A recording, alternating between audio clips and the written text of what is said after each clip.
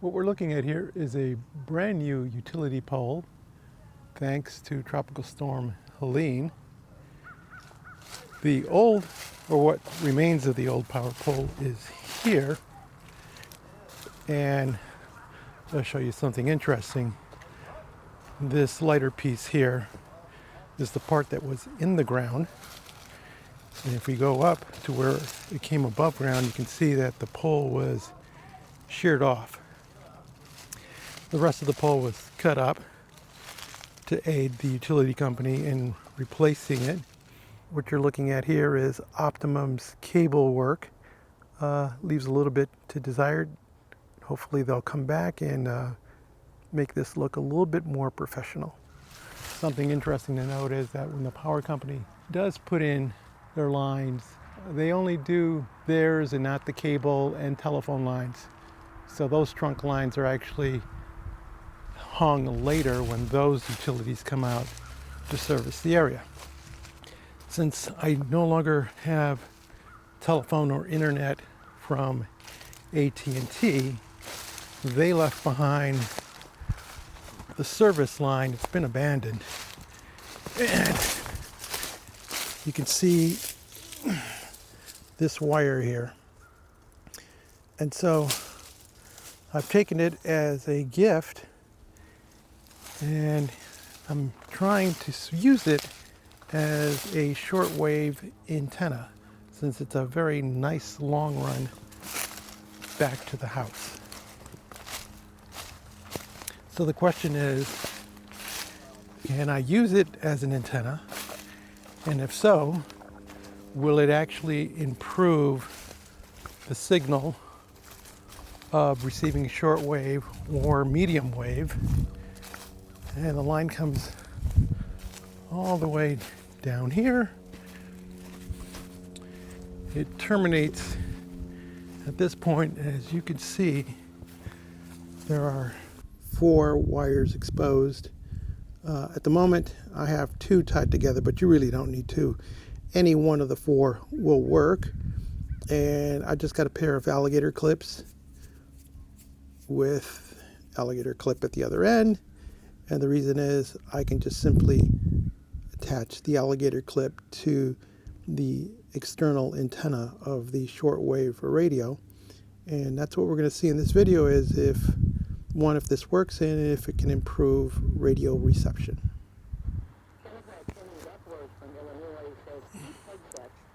We're listening to a frequency it's really hard to receive. Signal strength is 0. Signal to noise is 0. If I attach the wire, signal strength jumps up to 26. Signal to noise up of 45. And if we listen to it, it actually sounds really clean. Republican Senator Mark Wayne Mullen of Oklahoma defended Hegseth and other choices made by the... And if I take this off, you can hear and unfortunately the establishment is trying to hold that back. A pretty distorted signal there. And it's very weak. I clip this back on. Turnout of this year's presidential election was very high historically, with Republicans winning the House, the Senate, and the presidency. I can get to a 10, and I can hear the signal really nice and clean. Political wisdom. For years, it's been largely assumed. And take it away, and at 10, it's really distorted.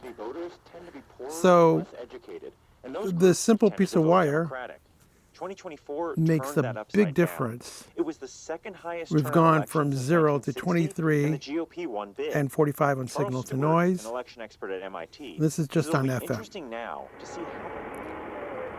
Switching from FM over to AM, I have a signal of 5, signal to noise, also about a 5. And if I clip on, we jump up to 43 on signal strength, 48 signal to noise, a much cleaner AM signal, all due to this piece of wire. And yes, on this radio you can actually change from the internal antenna to the external, allowing me to actually clip this on.